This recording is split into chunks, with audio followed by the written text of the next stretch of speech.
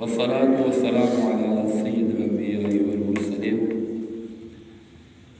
أما بعد فأعوذ بالله من الشيطان الرجيم بسم الله الرحمن الرحيم۔ محترم اسلامی بھائیو، درس قرآن میں 10واں پارہ سورہ توبہ اللہ تبارک و تعالیٰ ارشاد فرماتا ہے: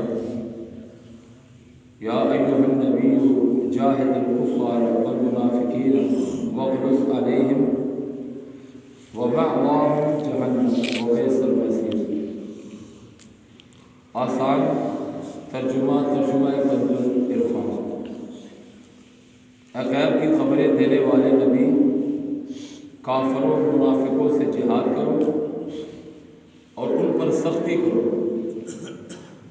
اور ان کا ٹھکانہ جہنم ہے اور کتنی بری پلٹنے کی جگہ ہے۔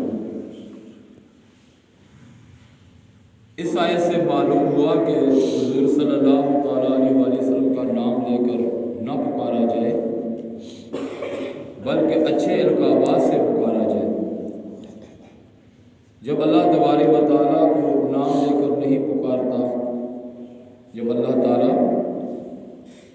اپنے حبیب علیہ السلام کو نام لے کر نہیں پکارتا تو ہم کس شمار میں ہیں؟ ایک مقام پر اللہ عز و جل ارشاد فرماتا ہے: لا تجعلوا دعاء الرسول بینکم کدعاء بعضکم بعض۔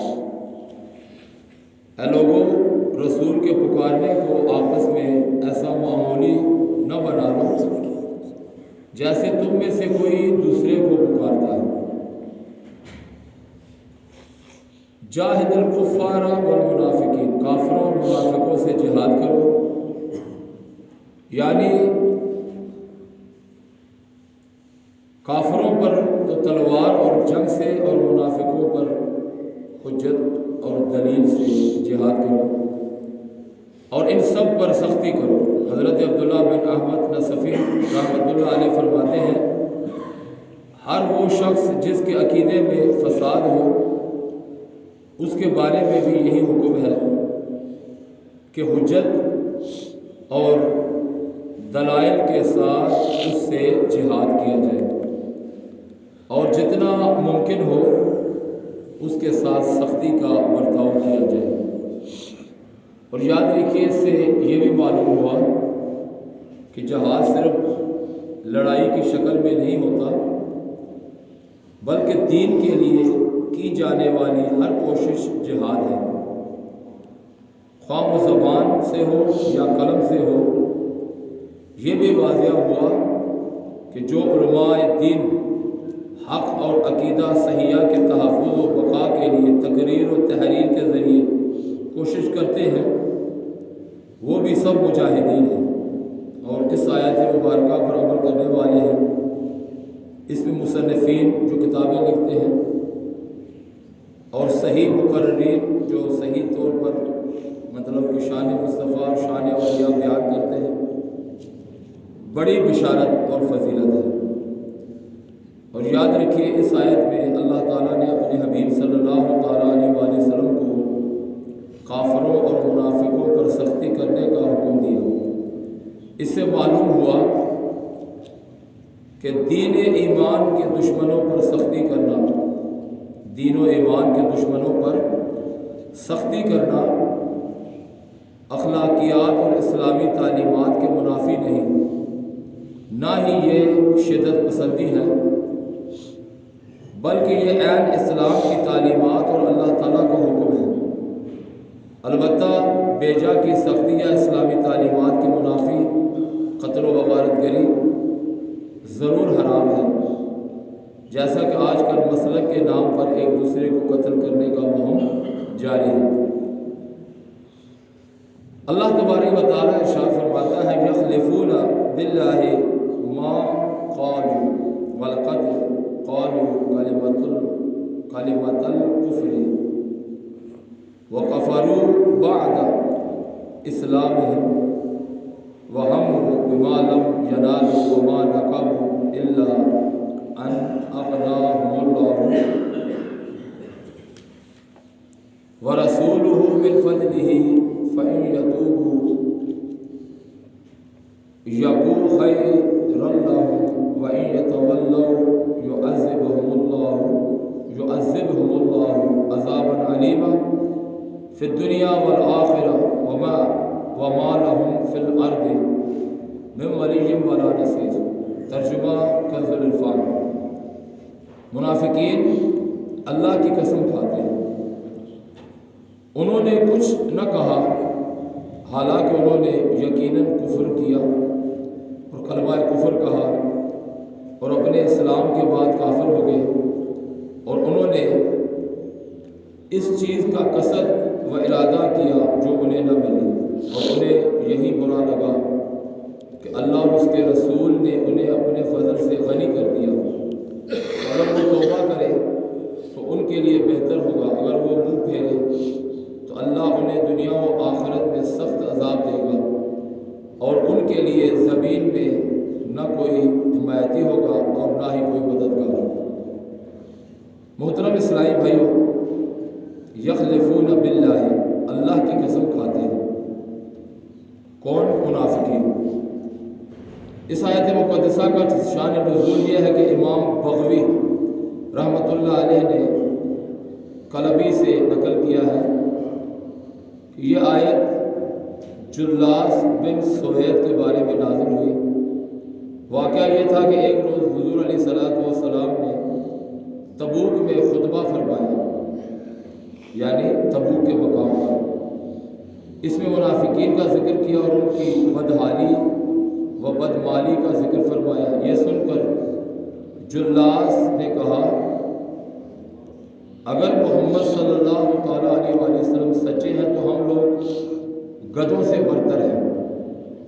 جب حضور علیہ السلام مدینہ واپس تشریف لائے تو عامر بن قیس رضی اللہ تعالیٰ عنہ نے حضور علیہ السلام سے جلاس کا مقولہ بیان کیا۔ مقولہ یعنی ان کی بات جو اس نے کہا تھا، اس نے جو قول یعنی اپنی زبان سے جو بات کہی تھی۔